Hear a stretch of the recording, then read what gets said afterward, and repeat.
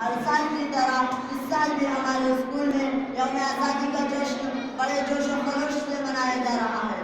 دوستو، ہر ملک کی تاریخ میں کچھ ایسے بھی اہم دن اور سن ہوتے ہیں جن کی اہمیت کی وجہ سے قوم اس کو یاد رکھتی ہے۔ اسی طرح ہمارے ہندوستان میں 15 اگست 1947 کا دن نہایت اہم ہے، کیونکہ اسی تاریخ کو 150 سالہ غلامی کے بعد ہمارا ہندوستان آزاد ہوا تھا۔ اسی لیے ہم اسے قومی تہوار کی حیثیت سے مناتے ہیں۔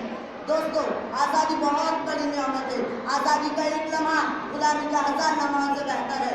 خدا کا شکر ادا کرتے ہوئے آج ہم فخر سے کہہ سکتے ہیں کہ ہم آزاد ہیں۔ یہ آزادی ہمیں ہمارے لیڈروں کی قربانی سے حاصل ہوئی ہے، جنہوں نے انگریزوں کے ظلم سہے مگر ان کے قدم کبھی نہیں ڈگمگائے۔ شکستہ پا سہی مگر تھمنے نہیں پائے، شکستہ پا سہی مگر تھمنے نہیں پائے، میں یوں منزل سے گزرا ہوں کہ اب تک یاد کرتی ہے۔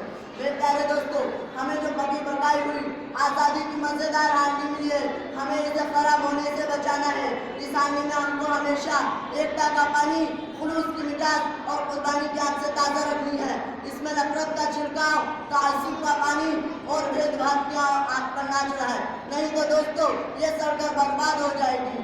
حوادث کی کڑکتی دھوپ سے محفوظ رکھنے کو، حوادث کی کڑکتی دھوپ سے محفوظ رکھنے کو وطن کو ایکتا کے شام لانے کی ضرورت ہے۔